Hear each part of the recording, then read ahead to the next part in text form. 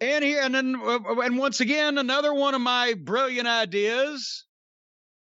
Actually, it wasn't even my idea. It was just my suggestion for the first Hell in a Cell. I said, make the cage around the ring like that Lawler did in Memphis, where Savage could come off the top with the double sledge out to the floor and still do his shit. And you had some room to fight around the ring on a limited basis.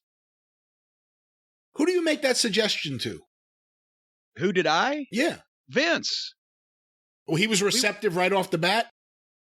Well, because they had that one type of cage they used for, what, 10, 15 years? Yes, and they sucked. The big blue cage that weighed 100,000 pounds. Yeah. And was expensive as fuck and would bust you open in a heartbeat if you looked at it sideways. Yes. We were discussing, and again, that was Undertaker and Michaels. It's going to be in a cage. That was the original thought, was a cage match. But it's a big pay-per-view, and we're trying to do things differently. And, the Attitude Era, Monday Night Wars, WCW. And especially since it was going to be the debut of Kane, and that was going to be Glenn Jacobs' big chance, and I like Glenn.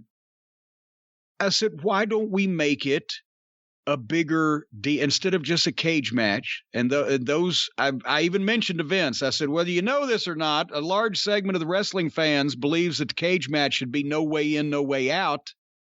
And that's what they grew up on.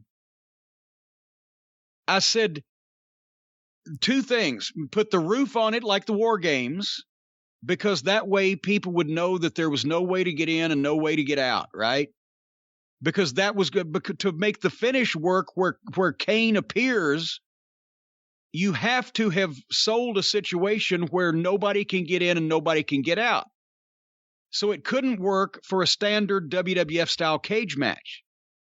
Put the roof on like the War Games, I said, and make the cage wider around the ring so they have room, because it's Michaels, right? So they have room to do their stuff like Lawler used to use in Memphis.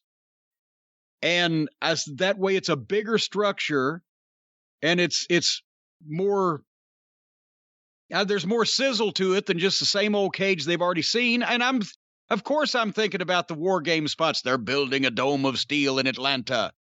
Say you're going to see a structure like you've never seen before. Say it's the ultimate score settler, and that there's literally no way in and no way out for anybody unless the match comes to a conclusion, because then the whole idea of Kane coming out, well, how's he going to get in? When he rips the door off the impenetrable cage, that gets over.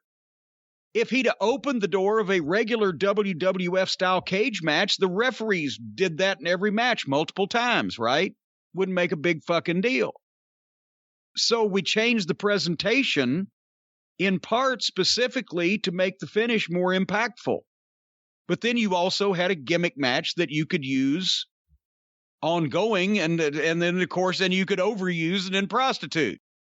And the first time I saw him where they had the fucking guy with the lever that lifts the cage and drops it from the ceiling and lifts it up on the payroll, I was like, well, they've fucked this one now too. But originally that was the idea for the Hell in a Cell, and that's where all those things came from. And as I've mentioned, I researched Kane ripping the door off the cage, which Vince liked. To answer your question, he liked these ideas because of the way that I just explained it to you, it made sense.